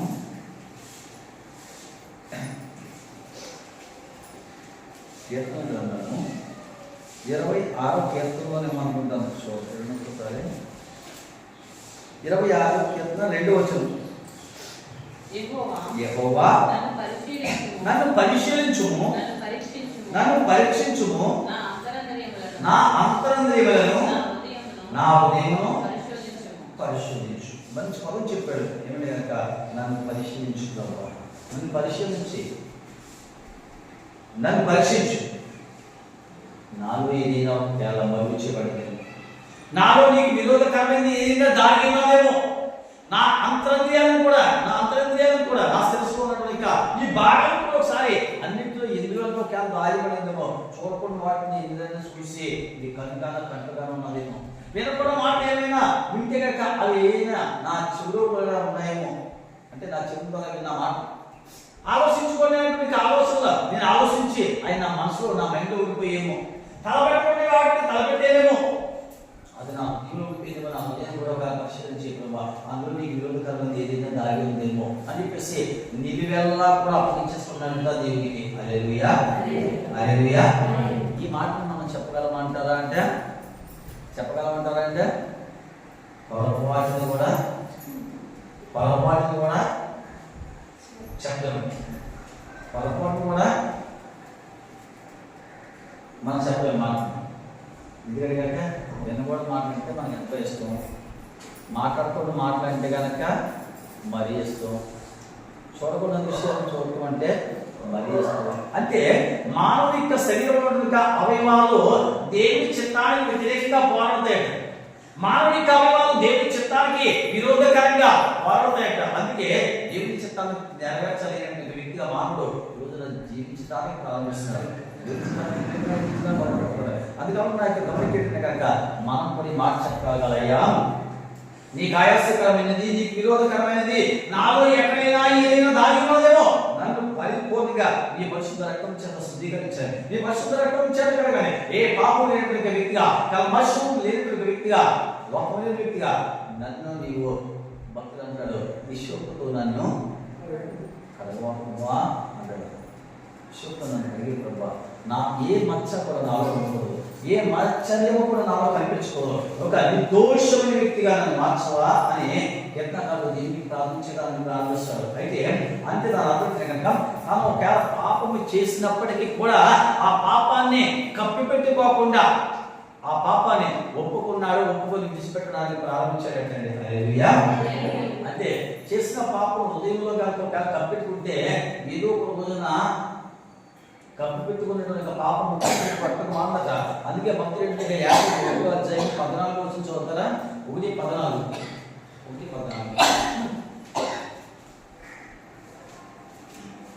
యాకోబు గ్రంథము 1వ అధ్యాయం 14 వచ్చింది, 15 వచ్చింది.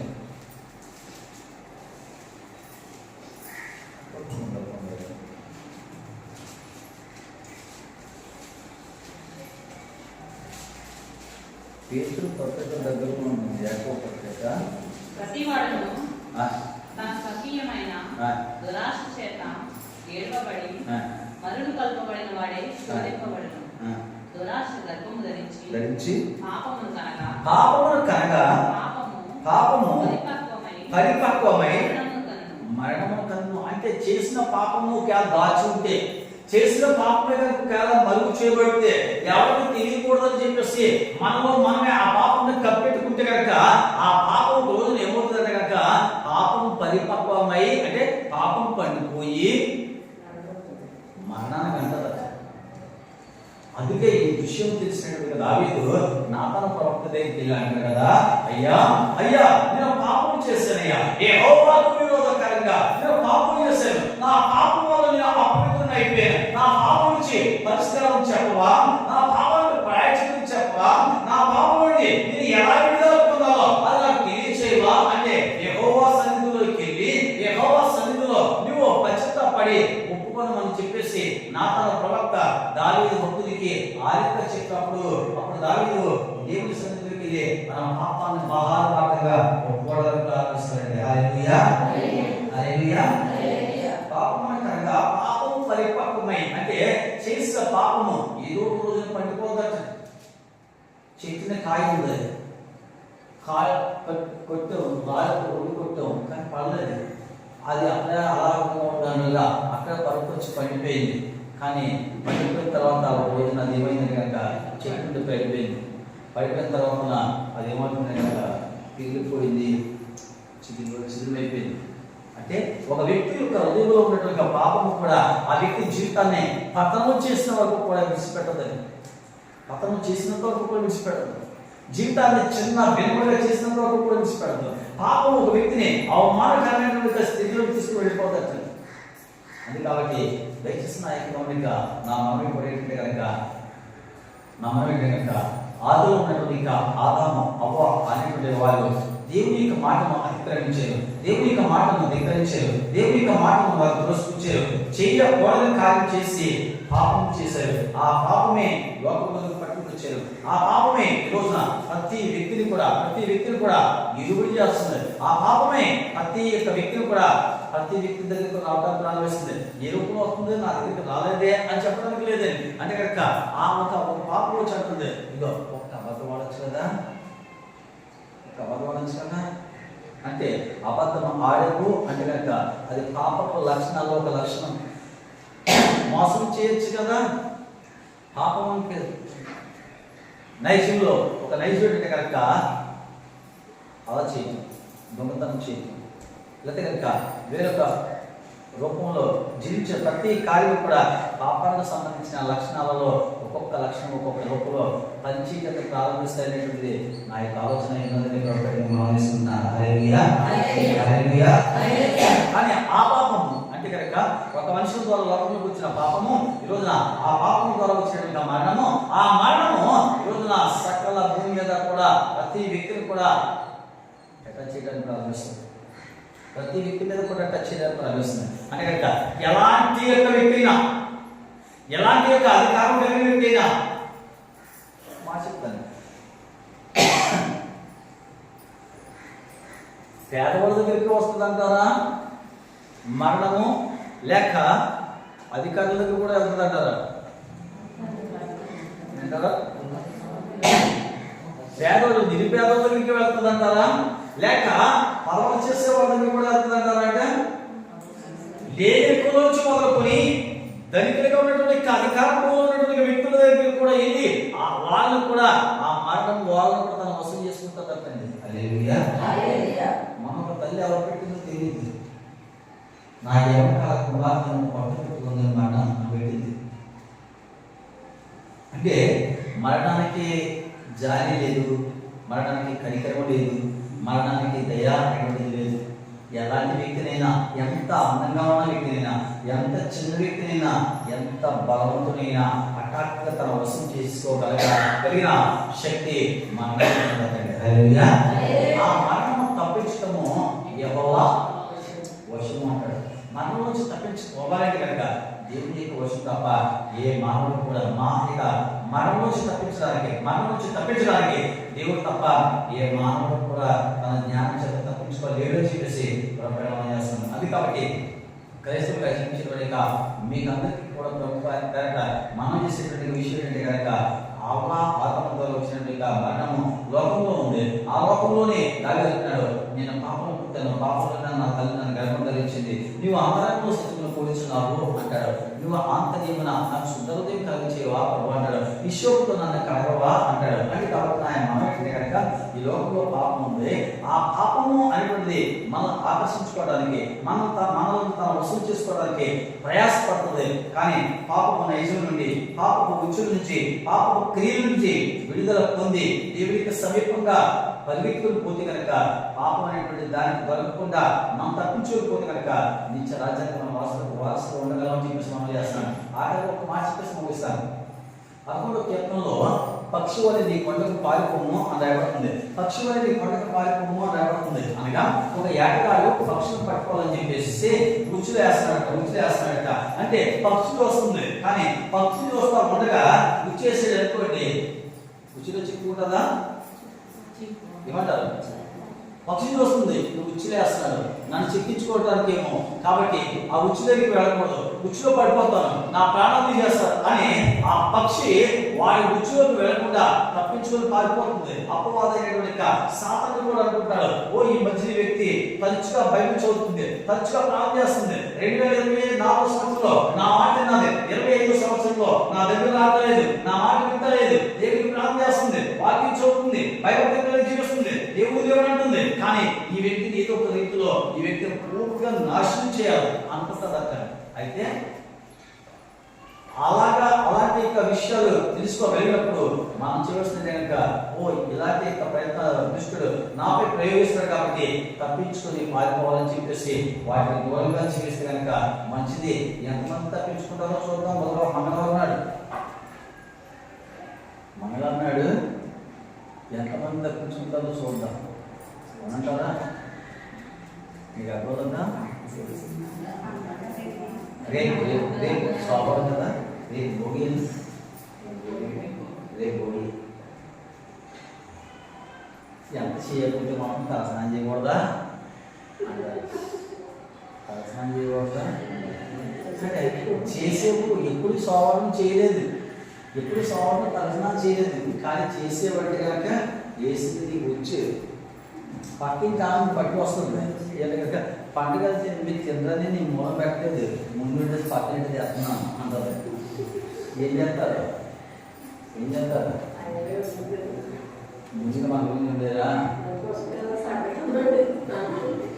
జాగ్రత్త.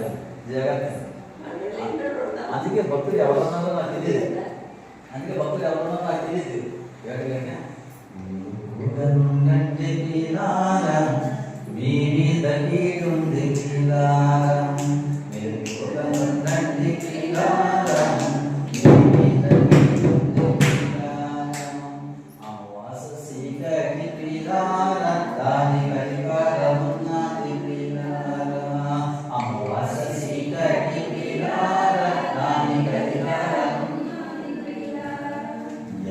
ఏమన్నాను ప్రియారా మీరు ఏమనవద్దు ప్రియారా.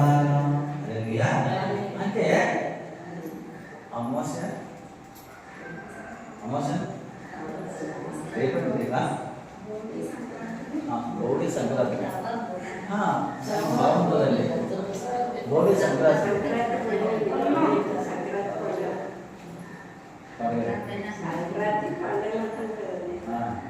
అంటే పిండి ఉంటాయి కదండి.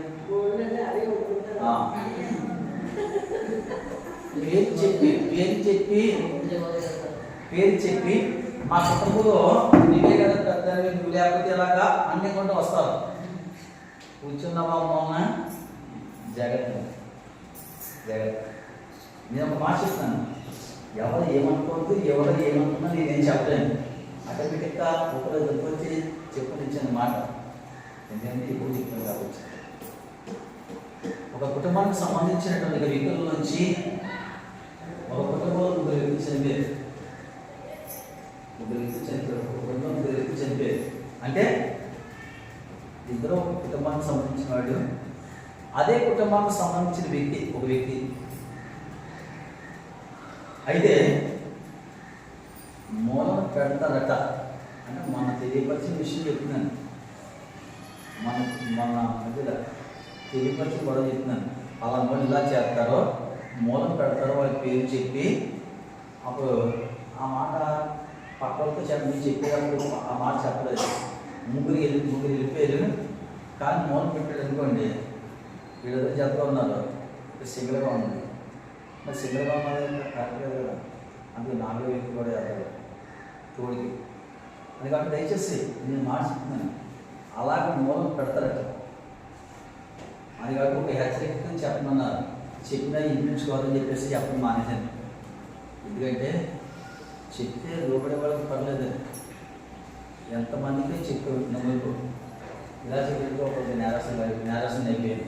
అంటే నా గమనికేటంటే కనుక ఏది వినప్పటికీ అమావాస్య వచ్చేటప్పుడు సంక్రాంతిలో భోగిలో జాగ్రత్త మనం చేస్తున్నాం. ఎవరో పట్టు వస్తారు, మీ దినం బాప్తిసం తీసుకున్నాం కదా, మీ దినం అని పిల్లలకి పెడతామని చెప్పేసి ఆహ్వానించొద్దండి. అంటే పుచ్చుకోకూడదు మీకు తెలియదు. చాలా కాలం కిందట రాసమంది లేదా ప్రార్థన పెట్టినప్పుడు సామాన్ బాధ్యత గారికి మాట చెప్పారు. సామాన్ బాధ్యత గారికి మాట చెప్పారు. కల కదండి నిజంగానే.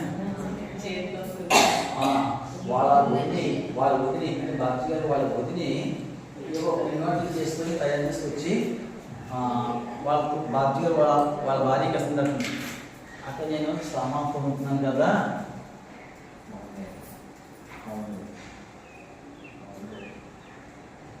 సామాన్ కొనుక్కున్నాను మీ మధ్యకి ఇవ్వు అన్నదంటున్నాను. అందులోకి అతను పిలిచి బాధ్యత ఇదిగో ఇచ్చుకో అనేసి ఇలా ఇచ్చిందట. అతను ఇలా ఇచ్చుకొని ఇలా పెట్టాడట. ఆ రాత్రి కాలు చూపించాడట. ఎక్కడి నుంచి వరకు పులిపోయిందట, పురుగులు పడేసిందట. పురుగులు పడేలోకి అప్పుడు ఇతను ఏదో పని చేస్తుంటే కనుక ఇలాంటిది ఏదో ఈ ఏనుగు ఇక్కడ కూర్చున్నదట. బెజ్జు పడిందట. బెజ్జు పడితే ఇల్లు నుంచి పురుగులు వస్తున్నాయట. ఏంటి ఇల్లు నుంచి పురుగులు వస్తాయి ఏంటి అని చెప్పేసి వాళ్ళని పిలిచి అమ్మ పురుగులు వస్తాయనేసి ఎలాగంటే గ్యాప్ లేకుండా పురుగులు అంతా 8 పురుగులు పడ్డాయట. ఈ చేతిలో వచ్చి పురుగులు పడ్డాయట. అంటే ఏంటంటారో అని అడిగాడు. మీరు ముట్టకూడని వాటిని ముట్టారు, మీ చెయ్యి అపవిత్రం అయిపోయింది కాబట్టి ఏ చేతులు కనుక మీరు ఇచ్చుకున్నారో ఆ చెయ్యి మళ్ళీ మీరు బాగుపడాలని కనుక పశ్చాత్తాపడే తప్పులు ఉంటే కనుక దేవుడికి క్షమించాలో లేక ఆ చెయ్య ఆ బలయం గురి కావడానికి ప్రారంభిస్తుంది అన్నాను. అది కాబట్టి నాకు గమనించాడండి కనుక తినకపోతే ప్రాబ్లమ్స్ ఏం లేదండి, ఏం తప్పలేదండి, వండుకొని పట్టదు అలాగే చెప్పేసి రేపు వండుకోమంటలేదు. ముందు రోజు అంటే ఈ రోజు దాత లక్ష్మణ ఇప్పుడు వండుకుంటుంది. అది ఇప్పుడు తయారు చేసుకొని ముందు తీసుకుంది. అందులో ఆయన గమనిపెట్టాడు కనుక ఈ విషయాల్లో మాత్రం జాగ్రత్త చెప్పేసి ప్రభుపేట మనం చేసుకుంటూ ఈ నా మాటలు ముగించుకున్నాము. దయచేసి మోకుందాం, దయచేసి మోకుందాం. ఒక నిమిషం మోకుందాం, దయచేసి మోకుందాం. అందరూ ప్రవశిస్తాము. దేవుడు చెప్పాడు మాట కదమ్మా, ఈ పండుగ తినవద్దయ్యా, తిత్తిలో చనిపోతావు అని దేవుడు చెప్పాడు. అపవాదం చెప్పింది తింటిలో చనిపోవు, మీ కళ్ళు తెరబడతాయి, మీరు దేవతల్లో మారిపోతారు, మీకు మంచి చెడు తెలుసుకుంటారు, తెలివిగా మార్చబడతారు, జ్ఞానపరిమితిగా ఉంటారు అని చెప్పేసి మోసపు మాటలు చెప్పి వారిని దేవుని సహవాసం నుంచి వేరు చేయడానికి ప్రారంభించింది అపవాది అయినా సాతాను. ఆ సర్పం వారిని మోసగించింది, దేవుని సహవాసం నుంచి వేరు చేసింది, భక్తి జీవితం నుంచి పడగొట్టింది, ఆత్మీయ జీవితాన్ని కోల్పోయేలా చేసింది. ఏదేని కోట నుంచి వారు బయటకు వెళ్ళడానికి ప్రారంభించారు. అనుకుంటారు అయ్యో ఈ సర్పం మీకు అమాయకులు ఎదుర్కోవాలి, దేవుని ఎక్కువ మమ్మల్ని ఎదుర్కోవడం నుంచి తరివేస్తాడు, బాధపడుతున్నారు. ప్రయోజనం లేదు. అంత కష్టపడకుండా చెమటోడ్చుకుంటా బాగా తినేవారు. కానీ దేవుడు కాదు, మీరు కష్టపడి పని చేస్తుంటే మీకు తినడానికి ఆహారం రాదు. మీరు భూమి చేతి వేసి కానీ